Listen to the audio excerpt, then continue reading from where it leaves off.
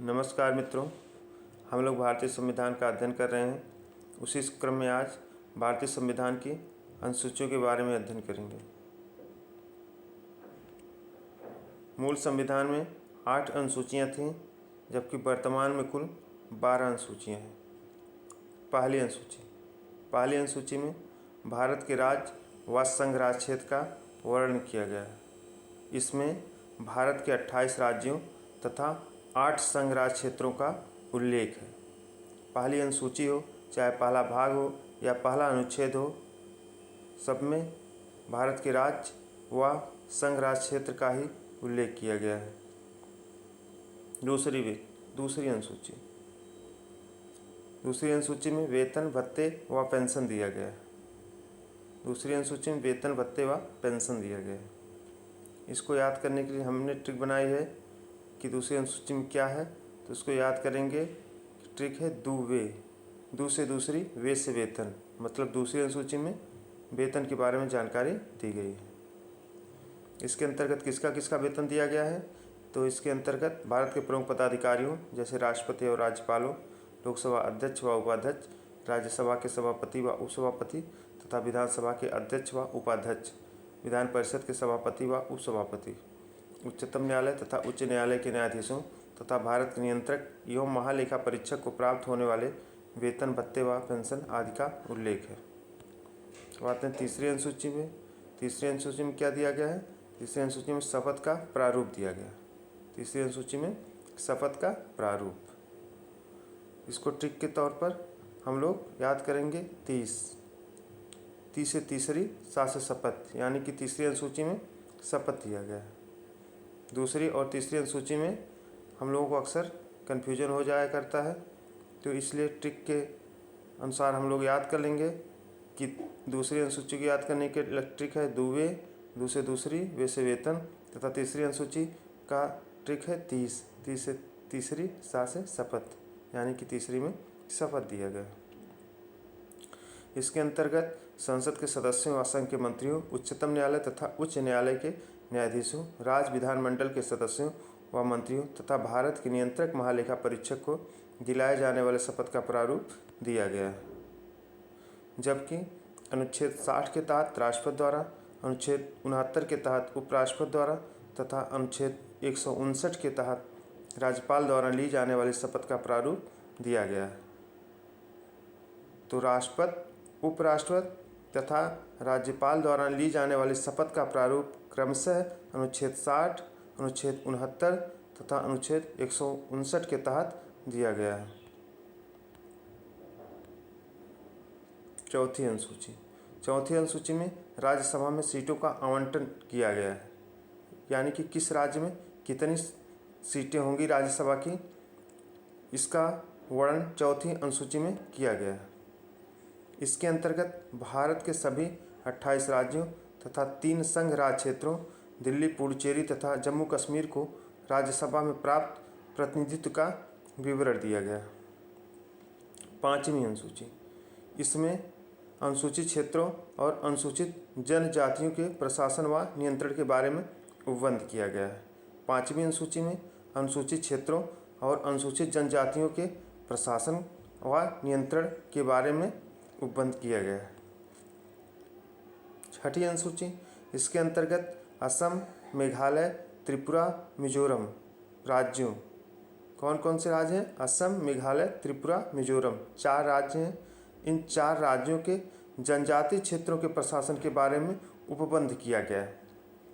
तो 5वीं और 6वीं अनुसूची में थोड़ा सा अंतर है कि 5वीं अनुसूची में अनुसूचित क्षेत्रों और अनुसूचित जनजातियों के प्रशासन और नियंत्रण के बारे में उपबंध किया गया है, जबकि 6ठी अनुसूची में केवल 4 राज्यों के, 4 राज्य हैं असम, मेघालय, त्रिपुरा, मिजोरम, इनके जनजातीय क्षेत्रों के प्रशासन के बारे में उपबंध किया गया है।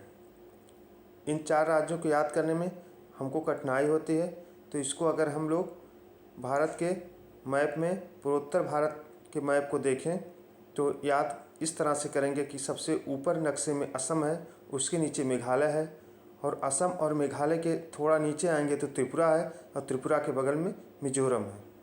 तो एक बार मैप में अगर हम देख लेंगे तो हमें इन राज्यों को याद करने में कोई कठिनाई नहीं होगी।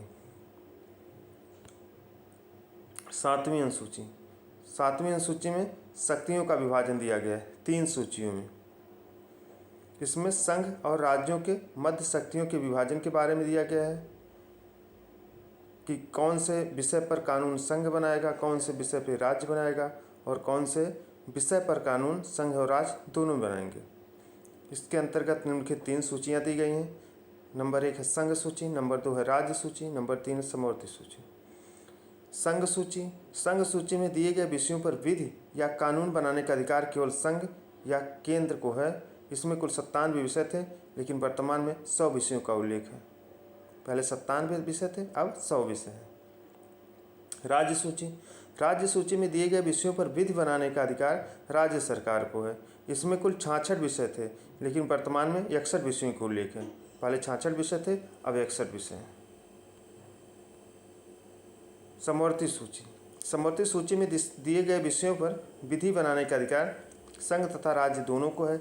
इसमें कुल 47 विषय थे, लेकिन वर्तमान में 52 विषयों का उल्लेख है। समवर्ती सूची में जो विषय दिए गए हैं उस पर कानून बनाने का अधिकार, विधि बनाने का अधिकार संघ तथा राज्य दोनों को है। शुरुआत में इसमें 47 विषय थे, लेकिन वर्तमान में 52 विषय हैं। 8वीं अनुसूची। 8वीं अनुसूची में भाषाएं दी गई हैं। मूल रूप से 8वीं अनुसूची में कुल 14 भाषाएं थी, जबकि वर्तमान में इसके अंतर्गत कुल 22 भाषाएं हैं। इसको समय समय पर संविधान संशोधनों के माध्यम से 8वीं अनुसूची में जोड़ा गया है। 1967 में सिंधी भाषा को जोड़ा गया है 21वें संविधान संशोधन द्वारा। यहाँ से प्रश्न अक्सर पूछ लिया जाता है कि सिंधी भाषा को कब जोड़ा गया, तो 1967 में जोड़ा गया। किस संविधान संशोधन द्वारा जोड़ा गया, तो 21वें संविधान संशोधन द्वारा जोड़ा गया। 1992 में कोंकणी, नेपाली तथा मणिपुरी। 1992 में कोंकणी, नेपाली तथा मणिपुरी। 60 में इसको याद करेंगे KNM। 60 में याद करेंगे KNM। के से कोंकणी, एन से नेपाली, एम से मणिपुरी को 71वें संविधान संशोधन द्वारा 8वीं सूची में जोड़ा गया। 2004 में संथाली, डोगरी, मैथिली तथा बोडो। 2004 में संथाली, डोगरी, मैथिली तथा बोडो। 60 में इसको याद करेंगे SDMB। एस से संथाली, डी से डोगरी, एम से मैथिली तथा बी से बोडो को 92वें संविधान संशोधन द्वारा 8वीं सूची में शामिल किया गया है। इस प्रकार जो पहले से 8वीं अनुसूची तक हम लोग अध्ययन किए हैं, ये अनुसूचियाँ मूल संविधान में थीं।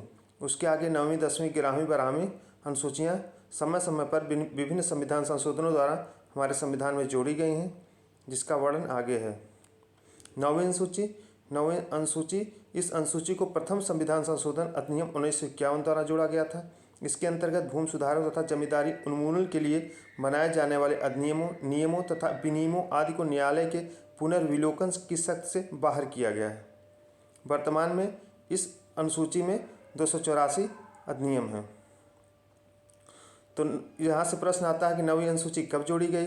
9वीं अनुसूची प्रथम संविधान संशोधन अधिनियम 1951 द्वारा जोड़ी गई।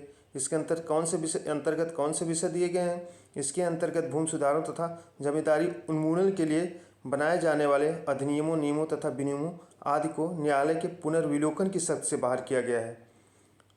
इसका मतलब यह है, इसका अर्थ यह है कि इस अधिनियम में, इस अनुसूची में जो भी विषय शामिल किए जाएंगे वो न्यायालय की पुनर्विलोकन शक्ति से बाहर होंगे, मतलब न्यायालय में उस पर सुनवाई नहीं हो सकती है।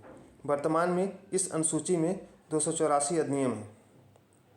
10वीं अनुसूची। 10वीं अनुसूची में दल बदल से संबंधित प्रावधान दिया गया। इसमें दल बदल से संबंधित प्रावधानों का उल्लेख है। इसे 52वें संविधान संशोधन 52वें संविधान संशोधन अधिनियम 1985 द्वारा जोड़ा गया है। 10वीं अनुसूची किससे संबंधित है? दल बदल से संबंधित है। किस संविधान संशोधन द्वारा जोड़ी गई? 52वें संविधान संशोधन द्वारा जोड़ी गई। कब जोड़ी गई? 1985 में जोड़ी गई। 11वीं अनुसूची। 11वीं अनुसूची पंचायती राज से संबंधित है। इसमें पंचायतों को शक्तियां तथा अधिकार प्रदान किया गया है। इसके अंतर्गत पंचायतों को कार्य करने के लिए कुल 29 विषय प्रदान किए गए हैं। इसे 73वें संविधान संशोधन अधिनियम 1992 द्वारा जोड़ा गया है। तो 11वीं अनुसूची से कौन कौन से प्रश्न बन सकते हैं? किससे संबंधित है? तो पंचायती राज से संबंधित है। कितने विषय प्रदान किए गए हैं? 29 विषय प्रदान किए गए हैं। कब जोड़ी गई? 92 में जोड़ी गई, 1992 में जोड़ी गई।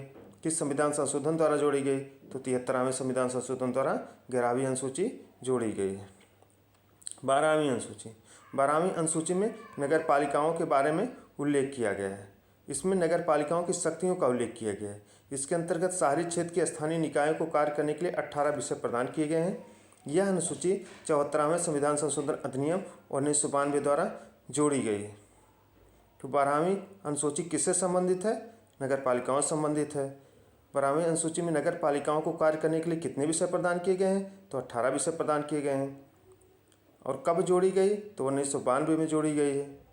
किस संविधान संशोधन द्वारा जोड़ी गई है? 74वें संविधान संशोधन द्वारा जोड़ी गई है।